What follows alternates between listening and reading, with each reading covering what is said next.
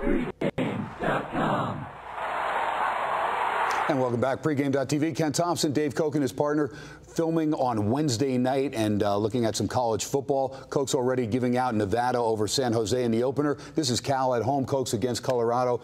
Sonny Dykes doing a nice job. Second year, team staying somewhat healthy, which is good because last year, serious mash unit. Well, that's for sure. And we're staying in the same region here, basically. San Jose State hosting Nevada, and now Cal at home in Berkeley against Colorado. Which California team is going to show up? The one that we've seen play some dominant first-half football this year, or the one that almost blew the Northwestern game and then last year had the melt of the decade, giving up 36 fourth-quarter points. Unbelievable. And then they lose on the Hail Mary at the end of the game against Arizona. Tough for a team to come back from that. Yeah, it's going to take some good coaching by Sonny Dykes to get them refocused for this home game. It is, but some of the information I've gathered in talking to some people who have good opinion and are close to the program is that they've practiced angry this week. They are taking it upon themselves to make sure they go out and play 60 minutes instead of 45 this week. If you go 45, you're going to have trouble. That's what's happened in these couple of games. I think they felt they had the game won and just kind of relaxed a little bit. You can't do that. And they've also got revenge from last year. They got pasted at Boulder. So they'll be looking to get even for last year's loss to the Buffaloes. Yeah, and that's crazy. I mean, and you look at that game like you talked about, the opener against Northwestern, and of course this game, and it's great if you had the points because you're okay, even though they're melting down on the scoreboard, you're okay. But if you have a money line, you're stressing. Yeah, and there was a story about somebody who had, let's just say, an enormous payoff coming on a money line parlay with California as the last team. And wow, that's a tough beat. Those are the ones that hurt, and that's why it's good if you can get in-running wagering, especially that last game, because that was a late game. Maybe get some of your money back or some of the money that you could have won. Maybe get that. But this is my free play. I'm going to go ahead. Cal at home taking on the Colorado Buffaloes. I'm going to go ahead and make it official. In Colorado, they got a home win. I know it was a sluggish game, and actually they covered the line for the most part. I know it closed at 9, and they end up winning the game 21-12 or 21-9. I think they win by 12 over, and Dave's nodding, so they did. They win by 9 or 12 against against Hawaii, Rainbow Warriors, and they covered the line. Meanwhile, Colorado, though, Lou Fowl, not a bad quarterback, and I talked about Nelson Spruce. I thought he was one of the more solid up-and-coming receivers. 13 catches, 172 yards, and a touchdown in the win against Hawaii.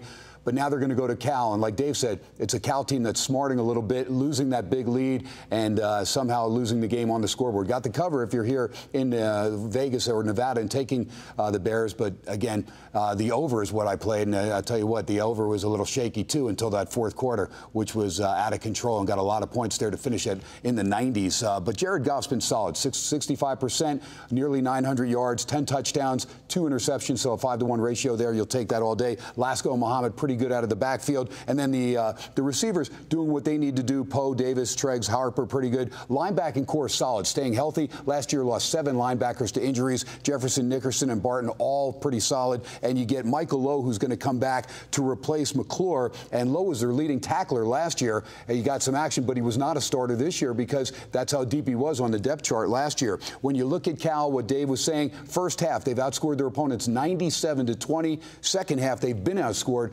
67-24. So I think Cal will get off to a good start, but they're going to keep the pedal down because they do not want to blow a lead, and they just want to get this game over and blow out Colorado. Like Dave said, a little revenge from last year's blowout over in Boulder. I think they take care of business in a big way. Again, Goff should take care of business. Christian Powell, Phillip Lindsay, not bad in the backfield for Colorado, but against lesser competition. Without Spruce, I mean, with Spruce, he's really their only go-to guy. Fields not bad, and they may be missing their middle linebacker, Addison Gilliam, their leading tackler. He may be out. He's got a concussion, so we'll see what happens. But I do like Cal. It's 13.5, a lot of points. But if you watch this team, Cal, they score quickly. They kind of remind me of the old Dan Fouts Chargers. Get off to that 14-0 lead. Even in Arizona, they did that against the boys down there in Tucson. But now they've got to keep it going. 4 quarters, like Dave said, take care of business. And I think they will blow out, win this game by 20+. I'm on Cal minus the points, 13.5 against Colorado. Dave, your feelings?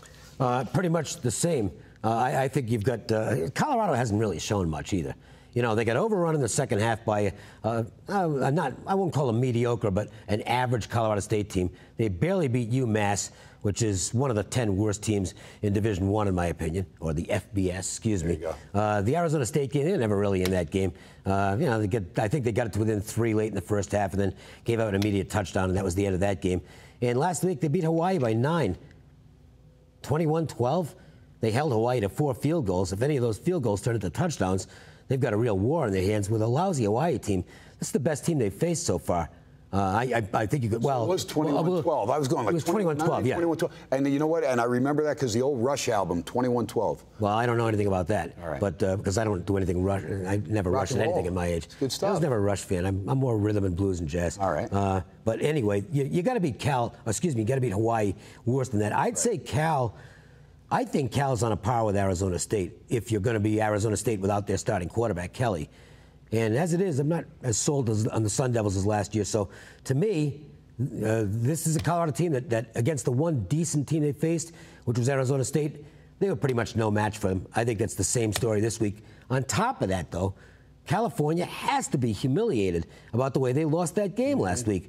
They might have hung their heads on Sunday and Monday. I think once that's out of the way, the hangover's complete. You go out there and you focus on this weekend's game. I think you get a big effort out of the Bears here. Yeah, and I think we said it earlier, as far as prior to the season, the Pac-12 season, that Cal and Utah could be some teams that make you some money. Utah is playing really good football. And they're getting a ton of action this week, by the way. That might be priced out on that one already. Yeah, because Salt Lake City, they destroy teams, and Wazoo coming off that heartbreaker against Oregon where they got shafted on a non-call on a pass. Oh, that was terrible. Could have got a chance to tie, and I think if Leach gets what happens when you're playing the Kingpins? You're not going to get the calls. I'm wondering if Leach gets in there, if he doesn't go for 2 to try and just win it that way if the clock... Oh, I got to mention this really quickly. Go ahead. It has nothing to do with the games we were talking about. And I won this game last week at Appalachian State plus the points in their game with Southern Mississippi. For crying out loud, it's 21. They score a touchdown with just a couple of seconds to play. It's 21-20. Right. You're this new program. On the day, you've already missed 3 field goals. Okay, you've already missed 3 field goals. Go for the win, for crying out loud. You've rushed for 200 and something yards. You're blowing them out on the ground, and the guy tries an extra point to get overtime, and guess what happened? It got blocked, and Southern Miss won the game 21-20. It was all right for me. I didn't want overtime. I had Appalachian State plus the points, so it's like, good move, coach. But, gee, I mean, if you're the underdog, right, you got to go for the win. You got to go for it. I got you. Now, here's the thing. Remember last year, Michigan and Ohio State? Same thing, only Michigan, they go for it, but they bring their quarterback and their team out there, so Ohio State's ready for a 2-point play.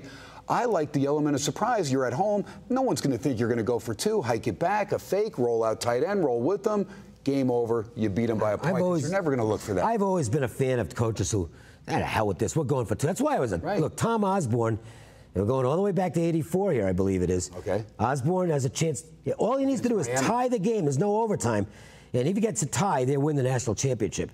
And he decided, we don't want to win it that way. We're going to try and win the football game. Rozier fumbling? Yeah. Right there. It was real close. They lost by 31-30, I believe it was. Yep. But I always admire Tom Osborne for having the stones to try for the win. I want to play for a coach who wants to win the football game.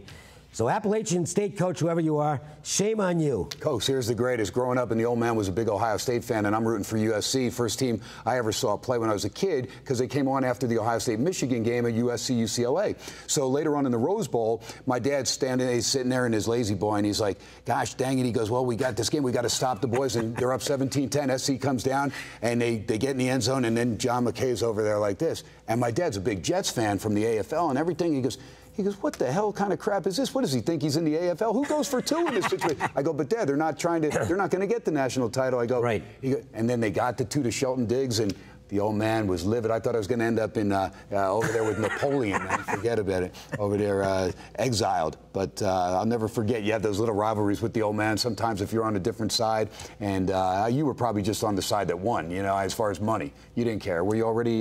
No, well, yeah, the gambling was always there, but I was 8 when the AFL came into existence. So I immediately became a Patriots fan, while all the old guys in the family were hardcore Giants fans. It's like, I don't care about them. Pats fan. They've had the last couple laughs on you, though. Thanks for the reminder. Well, they're all dead, so they don't know the difference anymore.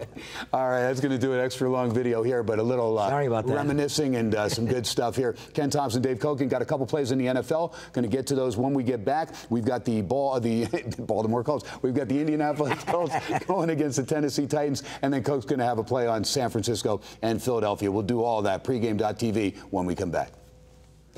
That was pretty good.